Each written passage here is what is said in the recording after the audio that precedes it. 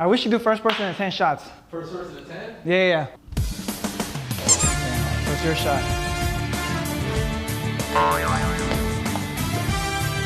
Oh.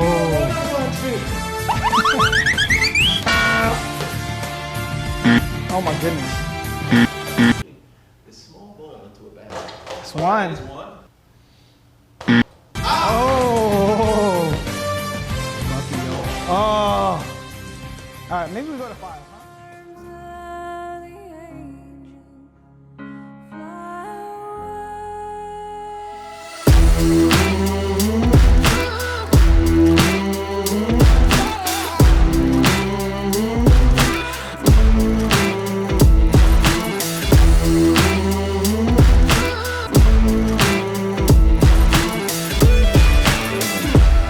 You were mentioning, back when we were in Tampa, I think it was a few years ago we were You were playing. surprisingly athletic. I didn't know you were a college athlete. But I remember we played and you were barefoot. And bro, I remember you were moving, you had good agility, you were moving really well, barefooted. I was very surprised. Because I remember that day, we were gonna put $1,000 on that basketball game. Yeah. And I had to go, I went and bought shoes, I took it pretty seriously. I lost, it was, we were going to 15, I lost, it was 14 to 15 or 13 to 15. And it was unfortunate. I lost a shot like an NBA 3 from all the way back there and you hit it. And it was rough, but it's okay, Yeah, I felt a piece of me feels like, man, I should have, when I don't know if it was like an open challenge that was for I should have stepped up to the plate for it. But then at the same time, I had pulled up the only shoes that I was wearing, I had white Uptown. So since I was a kid, I'm like, I can't play in my white up. So I wanted to do it, but. By the time we started playing like the actual game and we did the full court 5-on-5, I'm like, yo, you know what? I'll play barefoot. It was you know what it was on my part too? The guy I played is really dorky guy. I was like, knowing me, I'm like, oh, I'm gonna kick this guy's ass, right? And I underestimated him and I made a mistake by doing that. Because he didn't give off the perception of being good at basketball. Right. I thought he was gonna be a scrub, I thought he was good, but he was actually, turns out he played like for college and he was pretty good. I think he played high school, whatever the case was, shooter. Because I think that's the most difficult thing is when you play against a shooter, you kind of have to be up in their face. But then if you're a good shooter, you're in a situation where no matter whether there be a contest or no contest, you still got a chance of putting it in the basket. I think what happened is he was shooting from like really 30 footers like Steph Curry. Right. And I was like, go ahead, shoot, and he was making them. Yeah. And it was the same thing here when we were playing that basketball game. We were playing, he was beating me like 8-0. And then I started talking shit. And I think it rattled him a little bit because I started talking shit. I started playing really aggressive. Throw somebody off their game. Pushing him around. And it worked because then I caught up and I took the lead for a little bit. And then eventually he made that NBA 3 to seal the deal. But pain. It was a interesting game. It was very fun. Do you find yourself operating at your highest level when you're in a competitive situation? Yeah, I was telling him, he said, are you motivated by consequence? Like most people are motivated by consequence, right? Rents due. If I don't, I get evicted. So what? They work a little bit harder to make sure they pay the rent. I'm not motivated by consequence because nothing really scares me. I'm motivated by competition. Okay. So if somebody is, I'm a big shit talker. If I play sports, I'll talk shit, I'll run my mouth. Doesn't matter what it is. If I'm boxing, I'm the type to smile and talk shit while I box. I'm not like a quiet competitor. I think it makes me better when I talk, Fair enough. I'm almost, I need the competition, but I'm not a trash talker in the conventional way. Okay. Anytime that I play, whether I'm playing basketball somewhere or if I'm doing something, I'll never talk trash in the conventional way. It'll be all right, I'll big you up in the midst of us doing, because it throws the person off. Right. So it's a weird way of trying to get in somebody's head, but for me, my most optimal is when I'm doing something and I know somebody else is, where we're going for the same, goal. You know what it is? I'm selective with my trash talk. I think you gotta figure out what type of beast the person is. Because some people, you trash talk them, they get better. Right. And that dog in them comes out and then you've lowered your chances. But then some people, you can intimidate them. And then some people, the trash talk is neutral. But I find myself, if I'm playing someone, I know they're gonna play better. If I talk shit, I'll keep my mouth shut. I'll play very quietly. Or I'll do what you do, I'll be very nice. I'm like, oh, good shot. Or I'll be nice to them so the dog doesn't come out. Right. But if there's someone that's I know I can rattle them, I'm talking shit all day. Right, because you have to figure out who is your competition, and then that's how you move accordingly with that. Is there anything that you silently compete in, where for me, going to gym, the Stairmaster, that's it for me. The moment that I get on the Stairmaster, if somebody gets on next to me, whether I'm already going and then they get on, forget the rest of my workout for now. I'm not getting off until you get off. Yeah. And then once you get off, there were different moments in which somebody would get on, I'd be like 15 minutes in, and at the time, the machine that I was on, it stops at 20, and then you kind of have to start from there again, so it goes up. They got on, they did 30 minutes. I'm like, you know what, I'm feeling petty. I'm gonna do an additional 30 just so I can do my 45, and then I'll add an extra 30 on top of that, just so you know it's a fuck you sort of situation. But it's just one of those weird lunatic things in my mind. I think that's everyone naturally, right? Like, I think about that a lot. I'm like, yo, if we were in the wild right now, and we're fighting to the death, I'm gonna see who dies first. Right. So I think naturally we do that. I'm not gonna lie, there's been a couple people that broke my soul as far as that stuff goes. Like, I'm a terrible runner, so I'll use that really, like, for competition, I'll use it a lot. But man, like, running is where I'll break easily.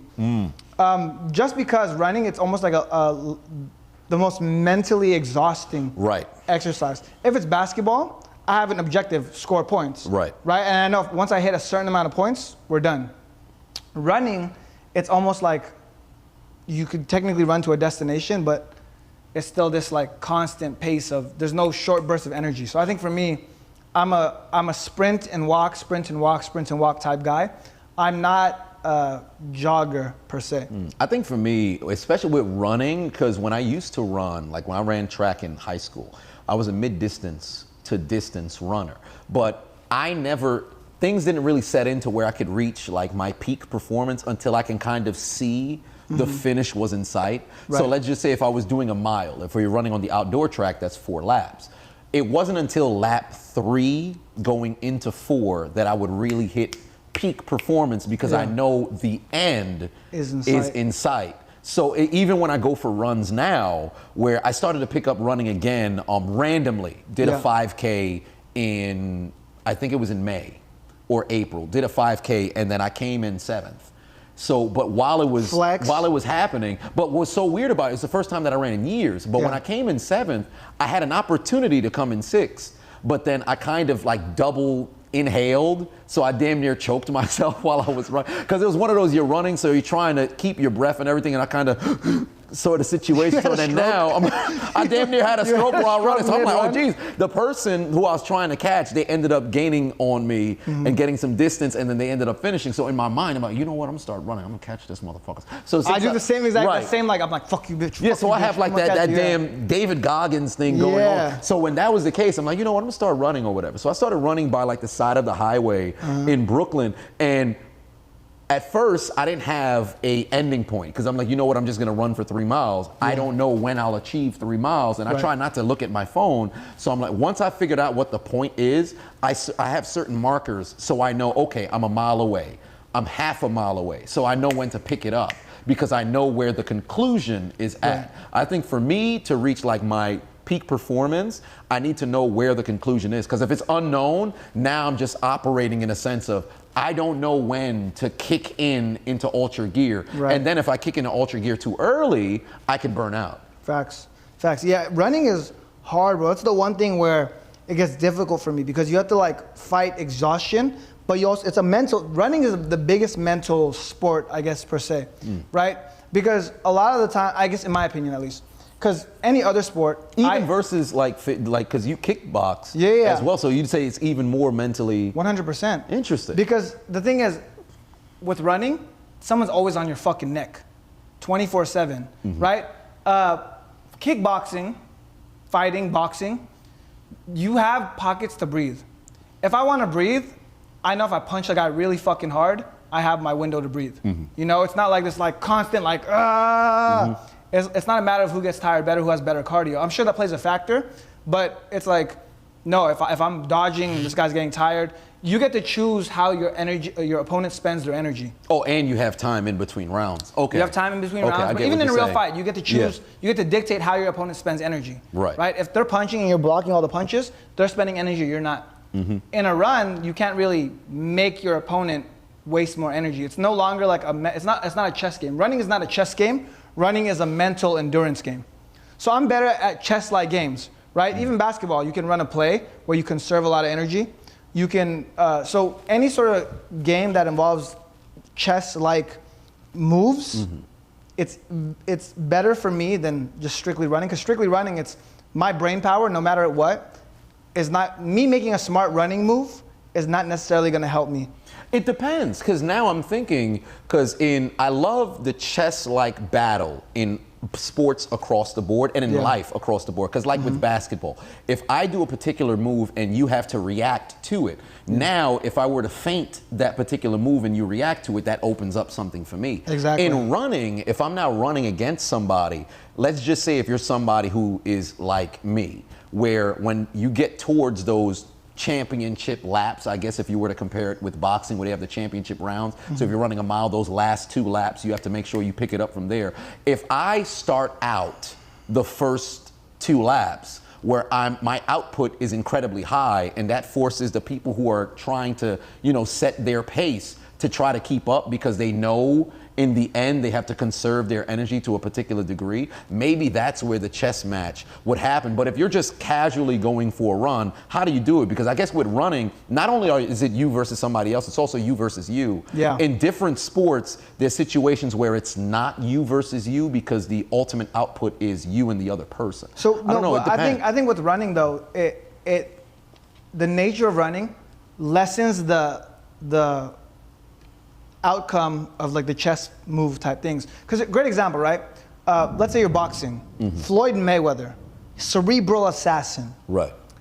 He doesn't need to have that much output because he's so precise. Right. In running, there's no way you can conserve your output at all. Because no matter what, you're gonna have to have a certain amount of output. So it's a cardio game, right? No matter what, if you're a great thinker, right? There's no way that you can shorten the distance. Now, if it was a race allows you to have more of a chess-like feel to it, because now you're like, okay, well, I can take this shortcut here and conserve time, or I can take a boat to this and this in order to get there, right? So I think that would give you more of a chess-like feel. But just running laps, I think it's just strictly endurance.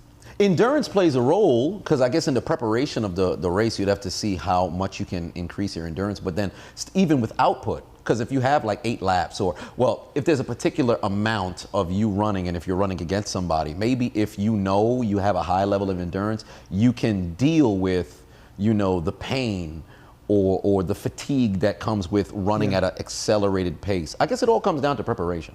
Facts. Maybe it all comes down to preparation, because if you're in a situation where you've been running for some time and you're accustomed to running those distances, maybe if you're doing a 5K and you're at 3 miles, you get to that 2 mile. You got 7th place in a 5K? Yeah. How long did you do it for? Oh, when I ran it, it was 20. I think when I ran it was 24 minutes. Damn, which is son. no, but it's not even I think that's not even I think that's still the novice area. But it was my first time running in years, since before the pandemic. So it had to be 2019. Yeah, but that's a conversation for a different time. But yeah, so hold on, wait a minute. We can talk about this on YouTube now. Oh, can we? Okay. Yeah, the pandemic. Ooh, why'd you call it the pandemic? Let's do a deep dive here. Oh, because we got had. It was called the ultimate genjutsu. We got we got had. Yeah, we got had. That's turning red. Right. Elaborate. Right. Elaborate. Right? Ain't that something? Elaborate. Oh, heavens, yeah, but we got had. Yo, can you make his hat red in post-production? Please. It's red. Let me turn this around. Let's make America great again. I used to have Why you say we got skit had? about that. Yeah, we got had because ultimately things didn't necessarily make any sense, because they told you're supposed to. Did you get had? Did you get had? Did I get had? By a certain degree, yes. What do you mean a certain degree? Did you shutter yourself in your home? No, not necessarily. I didn't. I still was outside, but there were certain times in which I'm like, can we congregate? You get jabbed up? I was thinking about certain particular things. It was kind of weird, but ultimately, I think what really confused a lot of people was just a matter of the distancing of it all. Yeah. I think when they said, hey, you can't congregate in particular areas, and then now all of a sudden when the mass protests had happened, well, yeah, you can congregate, but then you can wear masks when you're out. But wait a minute. So you're saying it's okay for this? Then you couldn't attend. If your grandmother passed away, well, I guess we can't have everybody at the funeral. But then well, it's interesting because you were in New York. Conferences. It was bizarre. I remember I went to Times Square. It was a ghost town. I had never seen things so empty. So it was a situation where there was a lot of contradiction. Yeah. And then they had said hey, you have this vaccine, now all of a sudden you're immune, or then you have people who had the vaccine and they kept getting COVID, and then you had people say, oh no, it was the unvaccinated. And it seemed like now that you've reached the end of everything, and it seems as if all of this other stuff was for what? Yeah. It's a lot of people are very conflicted about it. People are looking back like, what was the ultimate goal of what was happening here? It's just it seems as if it was all an orchestration from the very beginning. You know what? They got me in the beginning. So in the very beginning, I just got this place in Miami. I just got it, February 2020. Just got this place. News breaks week of, and someone's like, "Hey, did you hear about this thing?" I'm like, "Yeah, whatever, it's cool," right? And then I remember it started like happening. I'm like, "Well, shit, that's crazy." And I'm all alone out here. My family's all in LA. So I hear about this. I'm like, "Well, shit, let me go back to LA, spend some time with my family." My mom, my brother, like they stopped working, so I had to pay all their bills. Yeah. And I remember sitting in LA, and I was like, it's not really no different here. And I felt kind of bad. I was like paying rent on this place because I just got it. Right. And I was like, man, I got this brand new penthouse on the water. I'm not even in fucking Miami, man. Fuck it, I'll die. I'll die before my rent goes to waste. So I just came back, and I'm in Miami. And Miami closed for a little bit, but then they opened up, and everything was fine. And then I saw the juxtaposition. You like that word? Juxtaposition between LA and Miami, and everyone in LA was scared. Everyone in Miami was still going out and about, partying and stuff. I remember the clubs were open, so we were going to clubs. They're open legally. We're going to clubs and just everyone's like clustered in there, partying their asses off. I'm like, is this real? Right? I went to Mexico. I got COVID in Mexico because I was partying in a club in Tulum. And then I got it. I was like, man, this didn't feel any different. So eventually I just went anti all that stuff for the longest time. But I feel really bad for all the people that got fucked over by that. Right. A lot of people got fucked over. And then I knew some people who had COVID, and then I knew other people who like just never, like for me, I'd never had it. I never had it. And I was concerned because at first when they were putting out the numbers, like, oh, these mass amount of people are dying or whatever. But when you really look at the number compared to the grand scheme, it's incredibly small. But then when you're watching it in real time, you're like, what the hell's happening? Like I had an old high school, not necessarily classmate, but we were both in the same high. He died and he had COVID, but then you look at a lot of different things in like the different sort of lifestyle that you live, what your diet may be, what your body is, or whatever the case. There's a lot of different sort of things that get taken into account. But overall, as I was watching it unfold, because at my parents' church, they had like 40 different members. They all within a 3-month radius, like 40 of the elders all passed. Damn, God was like, right? And then it was like, bam, bam, bam. So I was incredibly concerned for my parents. I'm like, oh, what the hell are we gonna do? But then as 2020 had went into 2021, 2021 went into 2022, I was just sitting there like, wait a minute here. What's going on? So I think the hysteria in the beginning, it had gotten to me too. And then as time progressed, I was sitting there, started really thinking about different things like, I don't know about this. This seems kind of weird. I just felt so bad. I feel like it fucked a lot of people up. What's crazy to me is people are still out there scared. And that's what's wild. For someone to still be out there scared. I saw a video, it was like a woman. She's like, guys, I haven't left since COVID started, but I'm leaving to see the Barbie movie. And we rented the entire theater because we want to socially distance. I'm like, this is insane that you're still scared of this thing. Yeah. It's and to make matters even worse, like when you look at the people who, let's just say if you're in a situation where you can't rent out a whole thing and you just go attend, because I saw a video where this girl, she went to a Taylor Swift concert. She was still somewhat paranoid about the whole COVID thing. She was masked up. She had some sort of like reader.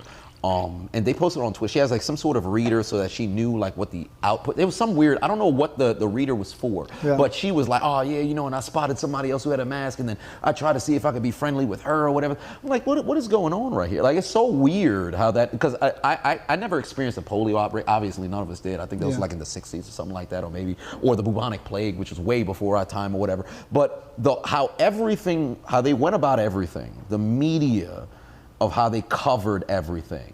And then when you really thought about it, I'm like, man, something doesn't seem right. It always threw me off. Something just did not seem right. And then when you looked at other countries of how they were handling it or what was happening in their country, and then you compare it to yours, and then you looked at your day-to-day, it was just very bizarre. And then people who lost jobs, depending on whether the job went remote or they just completely shut down or they had certain sort of mandates. It just seemed very bizarre. It's crazy because I was like partying and traveling. It was great for me. I was like partying, traveling, Yeah, some living people life. during 2020, the amount of money that some people made, like with the whether it was cashing in on stocks that were plummeting, or things like that, or opening different sort of businesses going online. Like now, I think that's probably why so many people are trying to see how can I, get my business to be strictly online, because everybody had been so accustomed to just being on their phones. You're in a situation where it shifted like the public mindset to like how it should be. Yeah, because there's people who went back to work like, wait a minute, if I'm able to operate this job from my house, why the hell would I go back to work? That's a waste of my time. But the thing is, like, people from home, they just get they don't like working from home. They're like, man, fuck this. I don't want to work from home. I mean, I'm sorry, I don't want to work at a job. I want to work at home. Yeah. But it's hard for them to be productive at home. Yeah. People are going to be fucking lazy no matter what, regardless of where they're at. So I don't know. I'm shook. Because me and my boys, we were woo! And like, people were really struggling, Yeah, and what was so interesting about it was how quick people were, like there was no questioning of what was happening. Because I think overall, what the entire experience did for me was I already knew there was sheeple, I guess. People who like people who just immediately I love all these, the pandemic, right? Yeah, like sheeple. a bunch of like just cheap who, it doesn't matter if the media tells you this is what's going on, you immediately blindly follow or whatever. Because obviously there's a bit of anecdotal evidence that'll exist, because what your lived reality would be is whatever it is that you see. Yeah. But there would come a point in which you're saying, all right, they're saying this is what is happening and what I should be seeing around me. But what I'm seeing around me is completely different. It's a polar opposite. Then you travel and change. You go to a different place. Because I flew to Puerto Rico during the pandemic. Then I was also in California at the very start of everything. I had gone to, whether it been Philadelphia, just different time, just to go see. Was this when your YouTube started booming a little bit? Yeah, it was like because I had my, I think it was, during that time, I did a series on Mike Tyson, and that whole 5-part series everything was over like 100,000 views, and then people started rolling in. That's when I decided, oh, wait a minute, let me do a shift and start incorporating more MMA, boxing, some combat style commentary for videos, and then immediately I started seeing an uptick because everybody's online, everybody's on their phone. So then I started my numbers started incredibly increasing. That's where I started having those 100,000 subscriber years. Like it started coming in heavy. What did you do on Mike Tyson? I'm a big Mike Tyson fan. I think he's a very eccentric person. Yeah. And like, what did you do on Mike Tyson? What was it about? Yeah, so basically I covered his entire career, right? So at first it was just gonna be a commentary on his best knockouts. Yeah. Then in the midst of going with the knockouts, I found a video that had it all in chronological order. So I said, okay, this is interesting. So in the midst of me doing the commentary, I think when I got midway through his first 15 or so fights, it got to a point where I said, wait a minute, I think I can probably try to chronological, his entire career. So then the first stage was them discovering him, then going to the point where he starts, on his ascension to the championship. He then now becomes the champion. So the first stage is him, working his way towards becoming the champion. Then Cus D'Amato dies. Right? I don't believe he became champion when Cus died, or I can't remember if he became champion when Cus died. But once Cus dies, I could cut it right there. So then we'll go to part 2. Part 2 works his way towards the title. He becomes a champion. Then go on his journey of defenses, and then stop it when he loses the title, gets caught with Buster Douglas. Then you try to have the portion of where he has the comeback. He goes to jail. Then after that, from when he returns back to jail, you work your way up towards Holyfield incident. He done bit the ear. That seems like a great cliffhanger of an ending. So then bam, stop it right there, and then his final back half of his career. How old, so 2 questions, because I thought about this right now. My brain is weird. How old do you think Mike Tyson would have to be in order for you to beat him in a fight?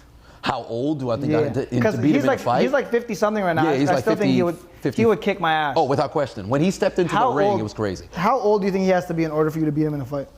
I would have to say 70. He'd have to be in his 70s to where moving for him becomes a difficulty. Okay. Because he still moved very good when he did the exhibition with Roy Jones.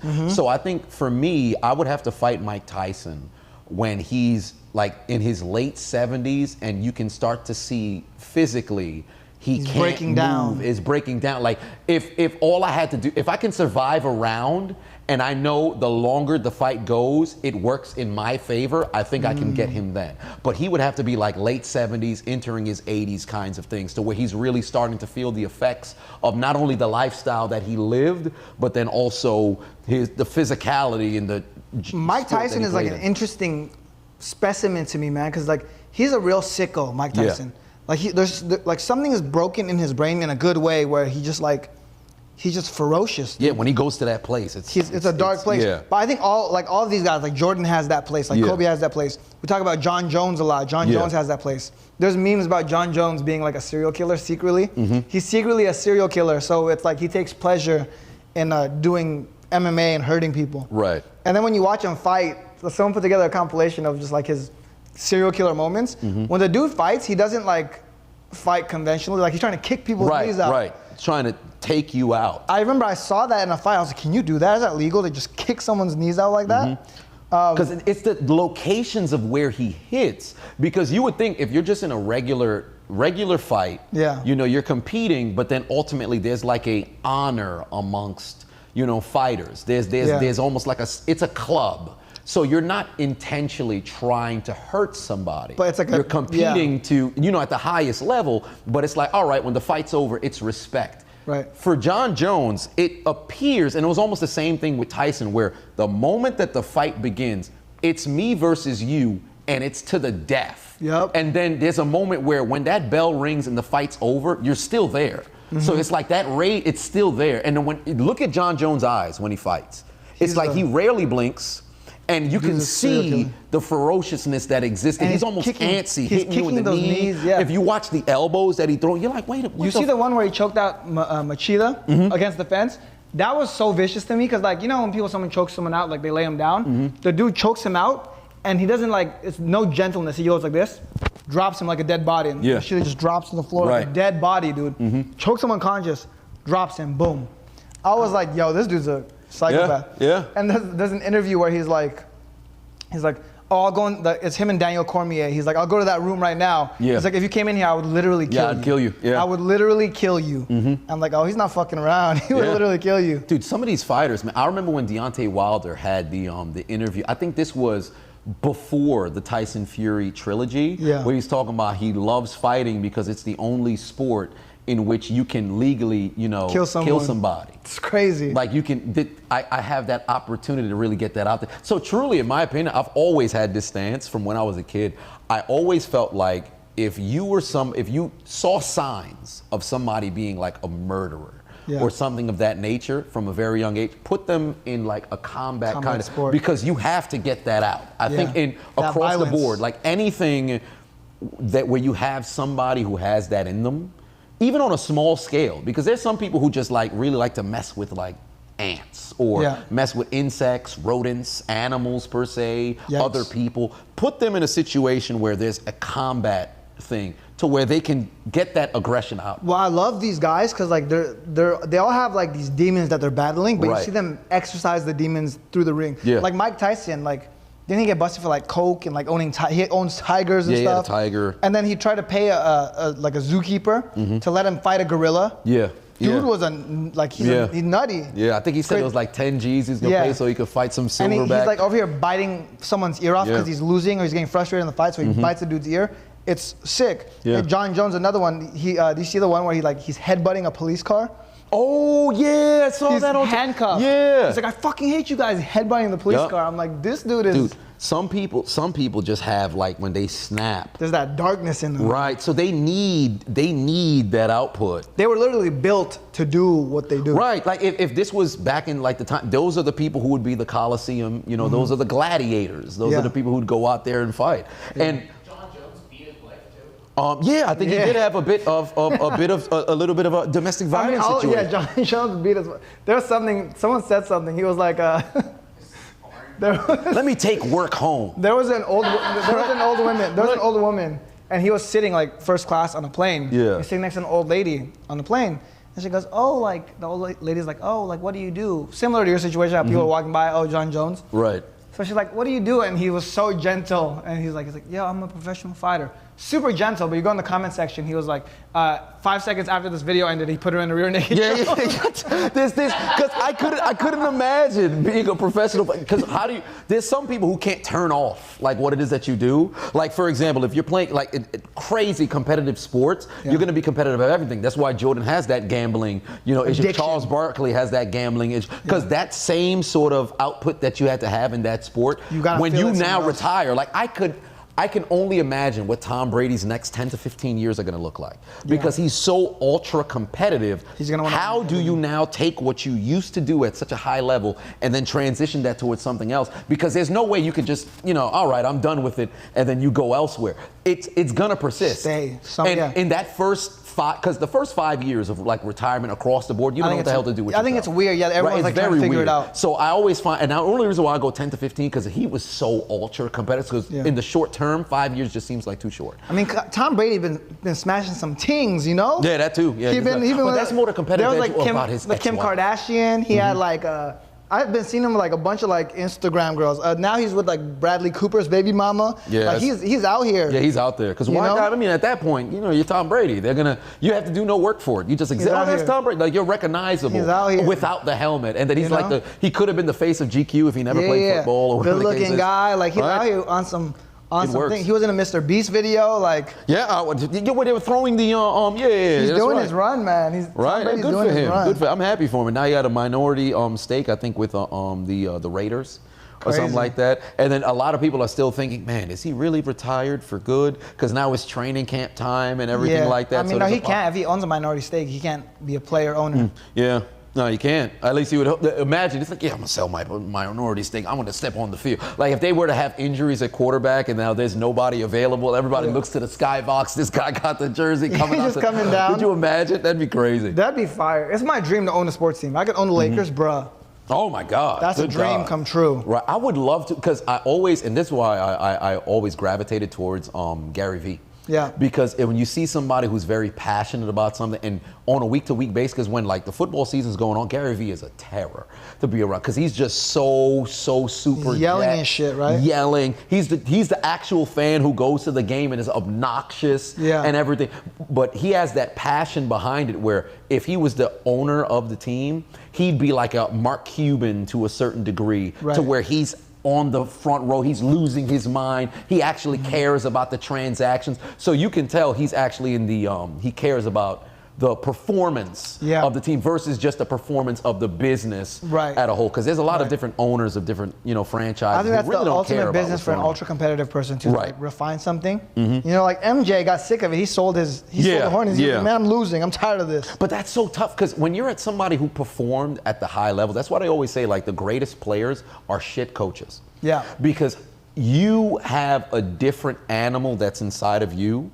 Your output and performance is so different than the average person. So when you now have to oversee people who don't want it as bad as you want it, and you have to be okay with that, or it's like, all right, I'll make a transaction. I'll get you the hell up out of here. I'll get somebody else. But then that now affects chemistry of the squad. Well, this person been here for 8 years, but you're not willing to go above and beyond. What are you willing to give up to go up? What are you willing to sacrifice? Like it's so interesting. I think it's hard when you have that too, because that's not something you can teach. I think someone has to be that's God, brother. Yeah. That's God. That's God given. Yeah. So it's hard to do that, right? Like I think LeBron would be a great owner, GM, coach. Because LeBron is a great, he's great with teammates. He makes everyone else better. Right.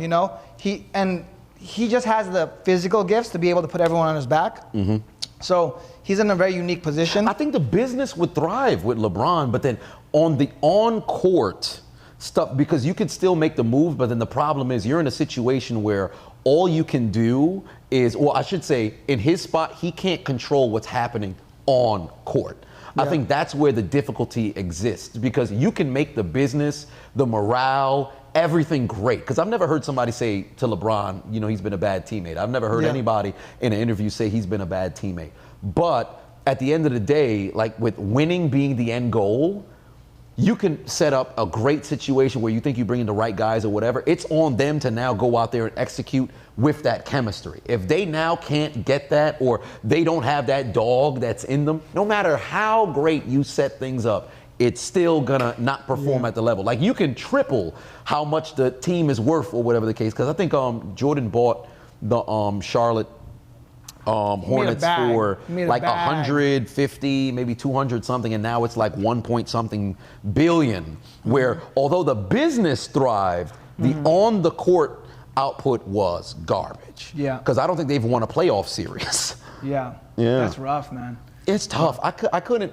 because if I was an owner of a team, ultimately the goal is championship. So I could care less of how well the business does. I'd almost be blind to it if we're not hoisting up that Larry O'Brien or that Super Bowl trophy or whatever the case may be. I think winning is more important than money. Right. At that level. Right. Once you hit once I make $100 million, money no longer matters to me. Right. It's always the end goal. It's always the results. Right. Because what the fuck? It's impossible to differentiate $100 million and $200 million. It's the same thing. Your life is virtually the same. You're flying private. You're on yachts every week. You can do whatever you want. There's no difference in your life. It does not change at all. The only thing that changes is that feeling you get from winning, right? You could be a $100 million loser, or you could be a $100 million winner.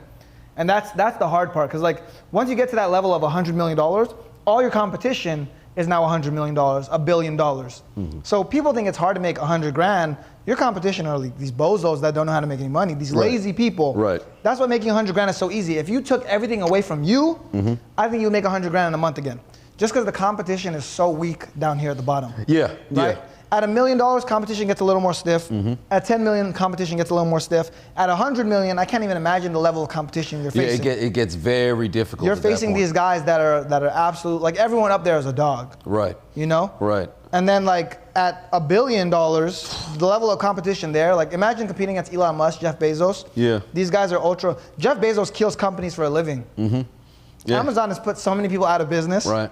That's what turns them on. Yeah. All right, cool. I can put this. Let me just destroy this model over here. I'll overtake that. We talked about Zuck and Elon the other day. Yeah. They're building these social media networks and they're beefing over it. That's how you know these they're sickos. They're the ones that they don't care about money. They'll dump all of it just to put someone out of business. They'll see a mom and pop, out there just making. Oh, really? Interesting. So what's their turnover? All right, cool. So I'll take that concept, make it better, make something even better, and then solve a problem that you probably had no clue that you even had, or maybe something that it's on the horizon.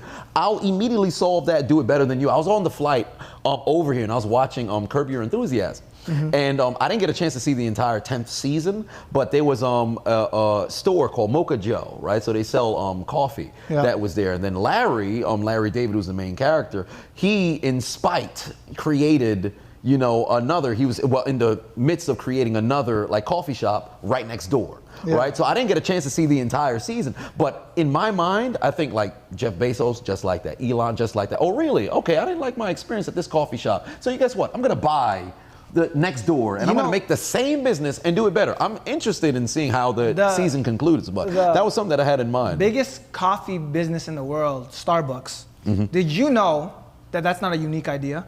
They've created a bunch of ideas like that, but in Europe, that was a normal thing. Back when Starbucks got invented, in the United States, there was no coffee shops that you could sit at, work. There's no lounge type coffee shops. That's a European concept. So the founder of Starbucks went to Europe, saw this concept, and was like, why don't we have this in America? Goes back to America, starts the concept, brings the concept here, and people are like, oh, I like it. Because Starbucks, you're not going for coffee. Coffee is not really the best at Starbucks, right? There's places with better coffee everywhere. Coffee enthusiasts, no, well, this place has way better Colombian coffee. Their beans are whatever. Right. Starbucks, when you go to Starbucks, you are buying the experience, the comfort. Right. That lounge type feel. Yeah, you have access to the Wi-Fi. There's locations to where you can now sit down. Because there are some coffee shops, but then in those coffee shops, do you get access to Wi-Fi, or you just get, all right, well, I have a nice little space that's here, but then is it vast? Because they have big Starbucks, they have small Starbucks, they have a bunch of different things, so they have that variety, I guess, and what they've created is a place for people to go. Yeah. Like, damn, I want to go to Starbucks. Because if you go to Starbucks, there's a bunch of people on laptops and stuff. Yeah. No matter where it's at. There's no empty Starbucks. They go there, and people are not just going to go there and sit without buying anything. So they go and they buy the coffee as an add-on. But what they're really selling is the experience of sitting in a Starbucks. So they just took an idea that was working somewhere else. They brought it here. They made it better, commoditized it. Now it's huge. Yeah. And they've created $1 billion business. So these guys are savage when it comes to that. Because at the end of the day, when you're competitive, you're gonna find ways to make things better. Yeah.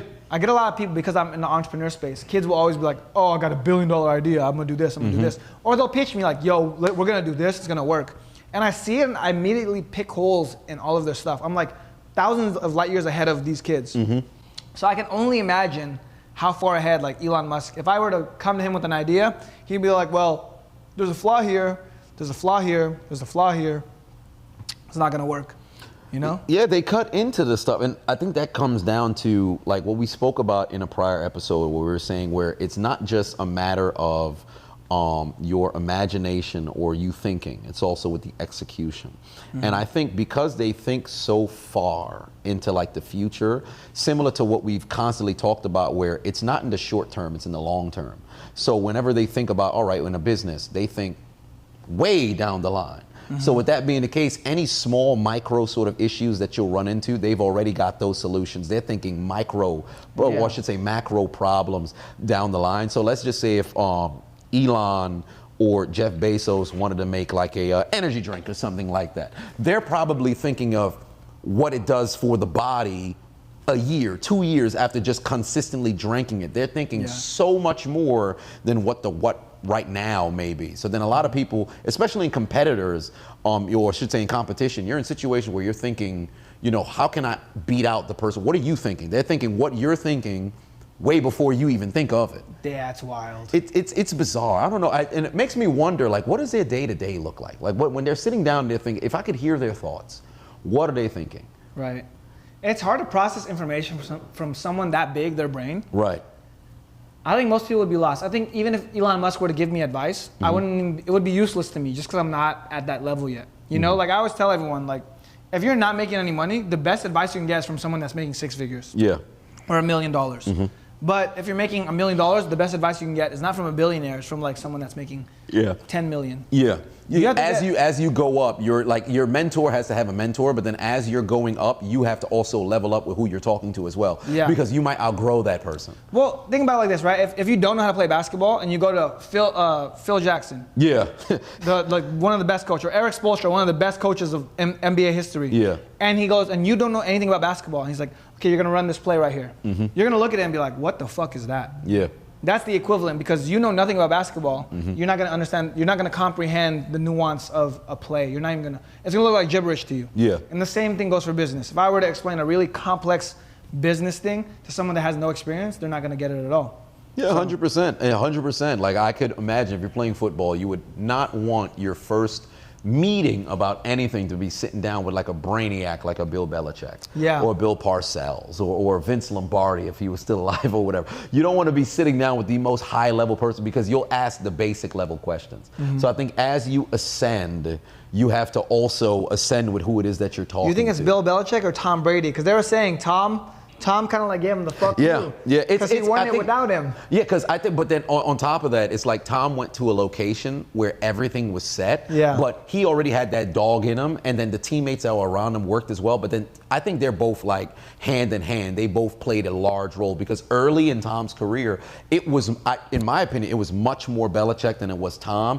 And then later in Tom's career, it was more Tom than it was Belichick. But they both, I've never been a big fan of how, like, in order for one to get a lot of the credit, the other one has to be somewhat devalued. Because I think you can still say Belichick's the greatest coach of all time without, you know, also mentioning that Tom Brady's the greatest quarterback of all time. Because I think now it's like people always like to pit people against each other. Yeah. So they'd be like, all right, well, Tom had all of his success because of Belichick. Oh no, but Belichick had all the success because of Tom. I think they both coincided, you know, heavily in the output of their careers. Because at the end of the day, when they both hang them up, they're going to end up in Canton, you know, retired with that gold jacket. Or as Deion Sanders would say, they're both going to have jackets that you can't buy.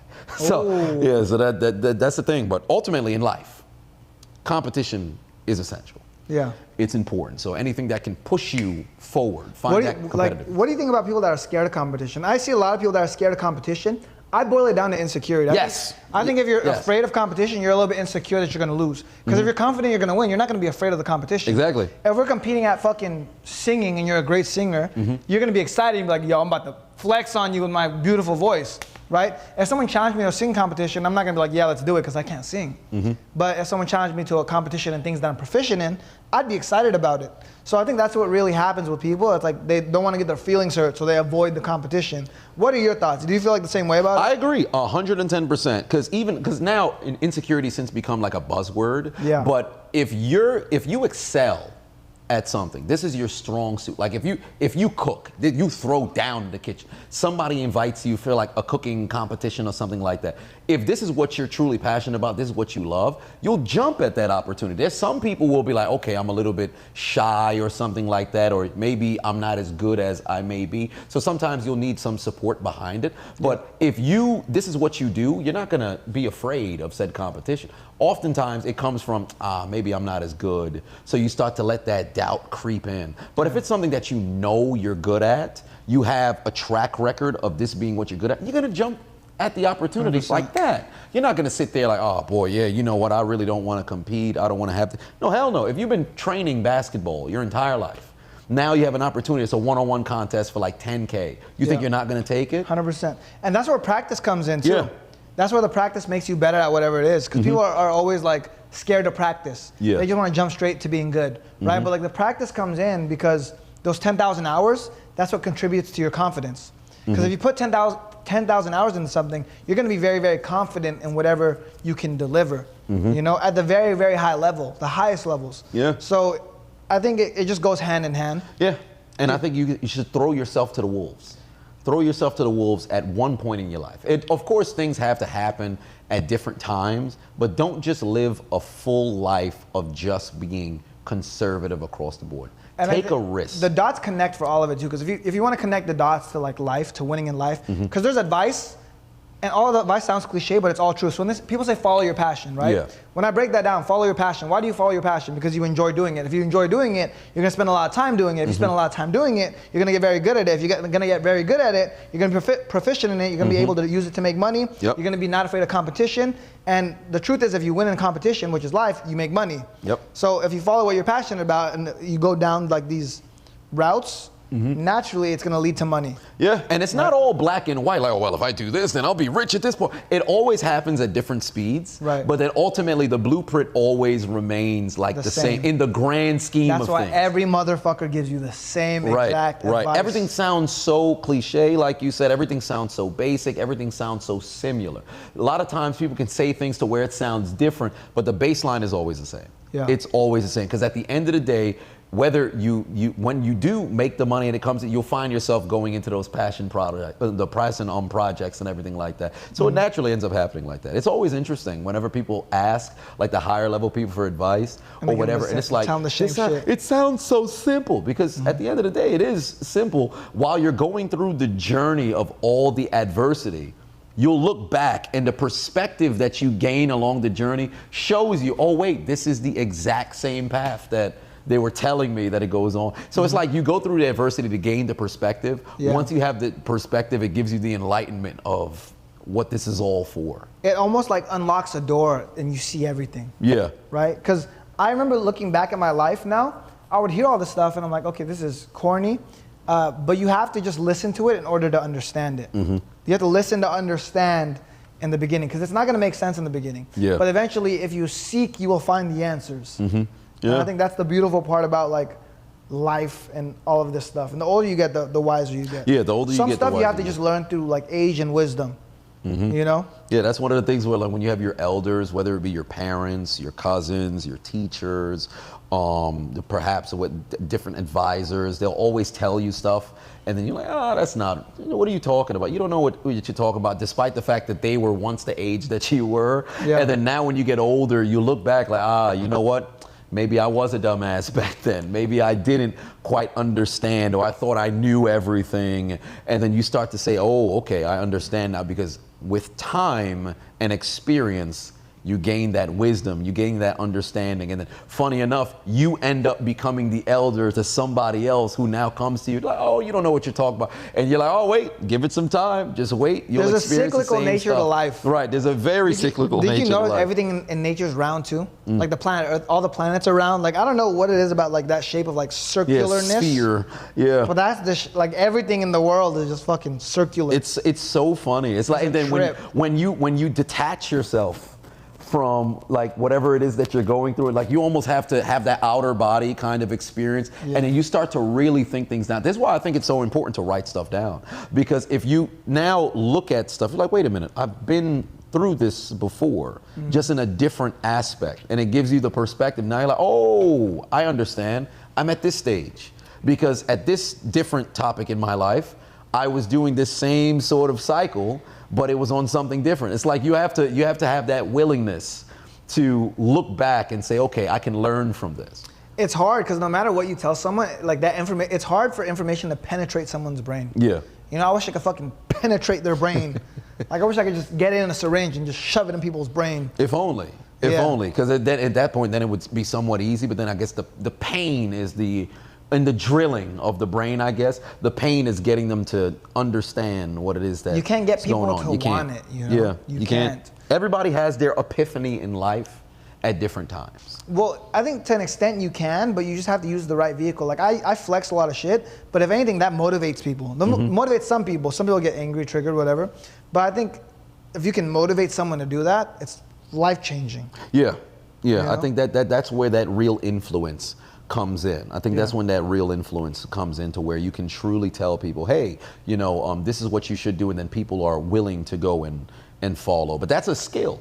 That's a skill that some people have it, some people don't. Some people can work towards it, but then having that ability to influence, to get people to say, hey, you know, I say this and I'm a needle mover per se. So I can say this and then the people will be willing to go and be inspired and execute. Because it's one thing to be inspired, it's another thing to go out there and execute. So it all comes down to finding, you know, what's necessary for you to move and get to where it is that you want to go, whether it be competitiveness, you know, whether it be experience, whether it be adversity. So you just have to find that thing that can push you. This is a motivational episode, man. Yeah, and at first it was just, hey, let's see if we can make some baskets. And then I wanted to like just talk shit about random stuff because like the intros David has been cooking up are hilarious. I think we needed more moments like that, but like we just went on a journey of motivational advice. Right, because ultimately I think that's the thing in the world right now. We could close on this where people, it seems like they're just not motivated, but I don't think it's the matter of them just not being motivated. I think they just don't know. Like they are purposeless. Like you sit around, it's like, all right, you exist in the world, but am I living? And what am I doing? So then the moment that you can find, and I think that's why it's important to try different things, find out what it is that you like, and that'll walk you towards your purpose, because oftentimes purpose is right in front of you. Yeah. And then you just can't happen to see it. Yeah. So it's very interesting. They usually say, what was it? I think it was Cody Rhodes, a wrestler, who had once said that, he said that your purpose is usually found on the road that you try to avoid the most, or something. So you can't keep running away from stuff. I think ultimately when you run at life, then you find what it is that you're ultimately chasing, I guess. Sometimes it's blurred, like your vision will always be blurred. Deep. So it's interesting to me. I don't know, it's very interesting to me, but one way or another. This has been another episode of the Assiduous podcast, and I am the diligent, vigilant, meticulous, sagacious, conscientious, analytical, methodical individual, the chiseled Adonis. But of course, you already knew that, and he is a serial entrepreneur, the Filipino Prince Tycoon, Rene Lacad, and we are Assiduous.